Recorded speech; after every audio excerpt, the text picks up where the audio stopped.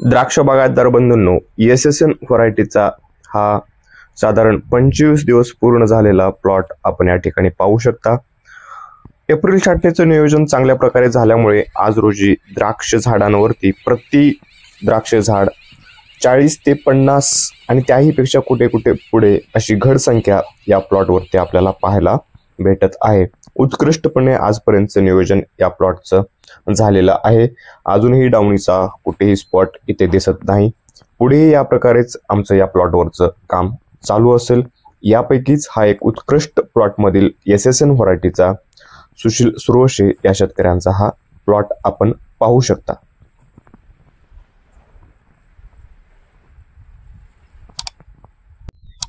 नमस्कार, मी सूरज गायकवाड, तुम्हा सगळ्यांचं आपल्या युट्यूब चॅनल फार्मिंगो क्रॉप केअर मध्ये परत एकदा खूप स्वागत। द्राक्ष बागायतदार बंधूंनो, सध्या द्राक्ष पट्ट्यांमध्ये जे द्राक्ष बागायतदार आहेत खूप त्रस्त आहेत। ज्यांची छाटणी ही एप्रिलची छाटणी म्हणतोय ती शेवटाला झाली, म्हणजे एप्रिल छाटणी खूप लेट झाली, म्हणजे एप्रिलच्या एंड मध्ये ज्यांची झाली किंवा 20 एप्रिल नंतर झाली तिथे घड संख्या नसल्यासारखी आहे किंवा बरेच द्राक्ष प्लॉट हे फेल आहेत।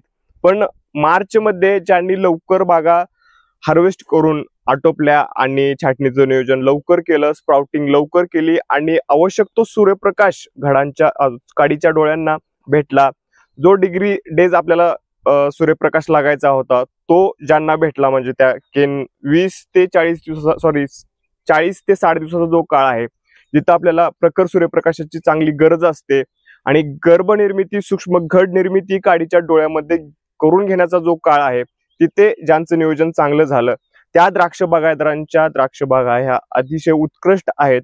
याचपैकी एका द्राक्ष बागायतदारांच्या द्राक्ष बागेमध्ये आज आपण इथे व्हिडिओ बनवत आहोत। सुशील सुरोसे यांचं हा SSN व्हरायटीचा प्लॉट आहे। स्वतः इंजिनियर असून शनिवार रविवार अशी सुट्टी घेऊन हे द्राक्ष बाग 2 लेबरवरती हँडल करतात। पुण्या मुंबई सारख्या ठिकाणी कॉर्पोरेट क्षेत्रामध्ये जॉब करत असताना अतिशय सुंदररित्या त्यांनी आपली शेती सर किती सांगतात, स्वतः सर आपला हा व्हिडिओ बनवत आहेत। तुमची टोटल द्राक्ष शेती किती आहे? 9 एकर 9 एकर द्राक्ष बाग स्वतः हँडल करत आहेत। त्यातलाच हा SSN व्हरायटीचा प्लॉट। या ठिकाणी मित्रांनो, आता आपण SSN व्हरायटीच्या 25 दिवस पूर्ण झालेल्या प्लॉट मध्ये उभे आहोत। आता इथं एक सांगायचंय तुम्हाला, ज्या ठिकाणी पॉइंट व्हरायटीसाठी आणायचा असतो, म्हणजे व्हरायटीला आपल्याला ही SSN व्हरायटी पॉइंटची आहे। तुमच्या कोणत्याही व्हाईट व्हरायटीमध्ये RK आहे, SSN आहे, माणिक चमन आहे, ब्लॅक मध्ये सरिता आहे, ज्या पॉइंटच्या व्हरायटी आहेत इथं पॉइंट आणण्यासाठी मार्केटमध्ये तुम्हाला 5,000 10,000 पर्यंत टॉनिक तुमच्या माती खपवलं जातं किंवा विकलं जातं। पण आवश्यकता आहे का खरंच त्या गोष्टींची? कारण की GA3 नावाचं संजीवक जिब्रेलिक ऍसिड हे आपल्याला मार्केटमध्ये चांगल्या बऱ्यापैकी किमतीमध्ये भेटतं आणि द्राक्ष बागायतदार संघामध्ये तर ते आपल्याला निश्चितच तिथं त्या पर्यायी तुम्हाला तो मार्ग आहे इतर कंपन्यांच्या मागे लागण्यापेक्षा। आवश्यकता खरं तर त्याच संजीवकांची आहे। ते मी कसं ते सांगतोय आता बघा।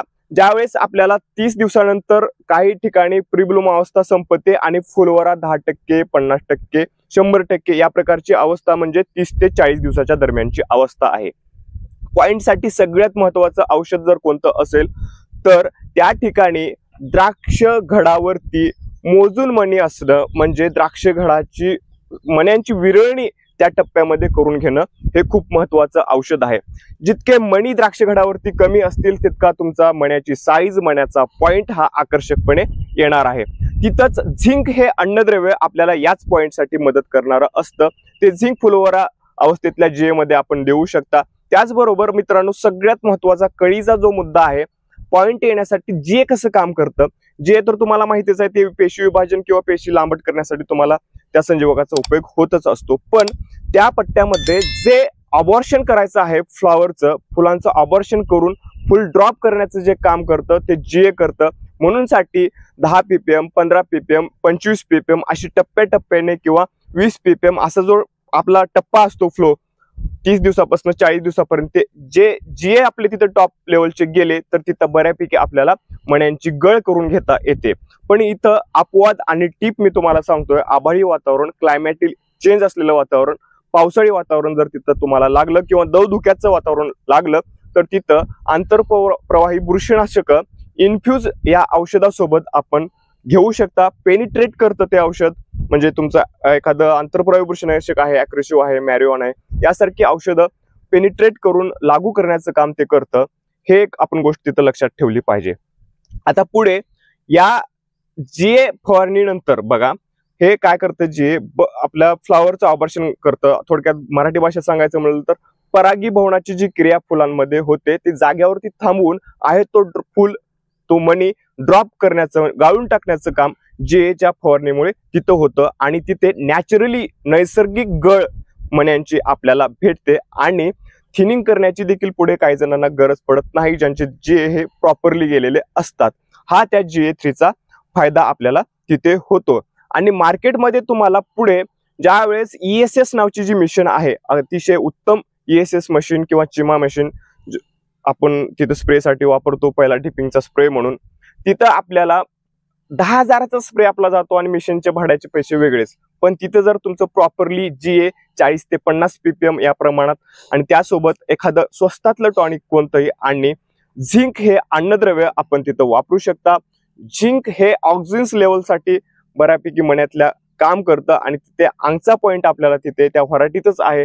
आणखीन जास्त आपण तिथे जोर केला तर पुढे उकड्या नावाची समस्या आपल्याला पुढील काही काळांमध्ये दिसून येते. त्यामुळे चांगल्या प्रकारचं तुमची ज्याच्यावरती श्रद्धा आहे आणि कमी किमतीत भेटतं असं टॉनिकच तुम्ही तिथं वापरू नका असं माझं बिलकुल म्हणणं नाही, परंतु जास्त खर्चामध्ये न पडता प्रॉपरली आपण तिथे एखादं चांगलं टॉनिक घेणं सोयीस्कर ठरतं. पण जो काही आता द्राक्ष पट्ट्यांमध्ये मार्केटमध्ये ह्या इंडस्ट्रीमध्ये आमचं टॉनिक हे 5,000 रुपयांचं आहे आणि मणी हा एवढा करतं, हातभर करतं, केळीसारखा तर तुमचा मणी होणार नाही, अजिबात होणार नाही. परंतु प्रॉपरली जो मणी आहे तो आपल्याला अंगचाच त्या व्हरायटीची पॉइंटची व्हरायटी असल्यामुळे बनत असतो. तिथे जेने काम होतं. तिथे तुम्हाला जर करायचीच असेल तर साईज पुढे जो सेटिंगचे स्प्रे आहेत, एकच्या ठिकाणी आपण 3 स्प्रे म्हणजे पुढचे 2 स्प्रे वाढवून घेऊ शकता. आणखीन एक बऱ्याच द्राक्ष बागायतदारांचा प्रश्न असा आहे की आमच्या घडाची साईज बनत नाही, पाकळ्यातलं अंतर सुटत नाही. त्यासाठी जो 26-27 दिवसाचा तुम्ही डीप घेता, प्री ब्लूम डीप ज्याला आपण म्हणतो, त्या डीप मध्ये आपण ESS मशीनचा वापर केला तर नक्कीच त्याचा फायदा होतो. आणि त्यामध्ये IAA ह्या संजीवकाची त्यामध्ये काही प्रमाणामध्ये फवारणी म्हणजे एकरी 1 ते 2 ग्राम एवढ्या प्रमाणात त्या डिपिंग मध्ये आपण IAचा वापर करा. त्याचबरोबर झिंक अन्नद्रव्य तेथे देखील वापरल्यास आपल्याला नक्कीच घडाची साईज चांगल्या प्रकारची बनवता येते. GAचा जो काही असेल 30-40 ppmचा जे आपण त्याच्यामध्ये टाकून तो घड आपल्याला पाकळ्यात सुटतो, चांगला घडाची साईज चांगली वाढते आणि त्याचा शेंडा आपल्याला नक्की शेवटाला मारावा लागणार अशा प्रकारचा सुटसुटीत आपल्याला घड मिळतो. तर द्राक्ष बागायतदार बंधूंनो, आजच्या या विषयामध्ये आपण मण्याच्या लांबीसाठी काय करायचं, घडाच्या पाकळी सोडण्यासाठी काय करायचं याविषयी माहिती घेतलेली आहे. यानंतरच्या ज्या व्हिडिओमध्ये आपण पाहणार आहोत आपल्याला मण्याची फुगवण करण्यासाठी कोणत्या उपाययोजना आपल्या द्राक्ष बागेमध्ये आपल्याला करायच्या आहेत आणि त्या आपल्या साध्या ब्लोअरवरती करायच्या आहेत, त्या कोणत्या उपाययोजना आहेत. आणि पावडरी मिल्ड्यू भयंकर थैमाने औषध घालणार आहे, कारण की वातावरणामध्ये थंडीचं प्रमाण खूप मोठ्या प्रमाणात वाढलेलं आपल्याला आज रोजी जाणवतंय आणि त्याचाच परिणाम पुढे आपल्याला सेटिंगच्या नंतर मण्यांवरती डायरेक्ट भुर्री येऊन प्लॉट नेस्तनाबूत होण्याची शक्यता असते. म्हणून भुर्रीसाठी देखील आपण काय उपाययोजना करायच्या त्यावरती देखील व्हिडिओ येणार आहे, तो नक्की पहा. आजच्या व्हिडिओमध्ये येथेच थांबूया, भेटू एका नवीन व्हिडिओमध्ये. धन्यवाद.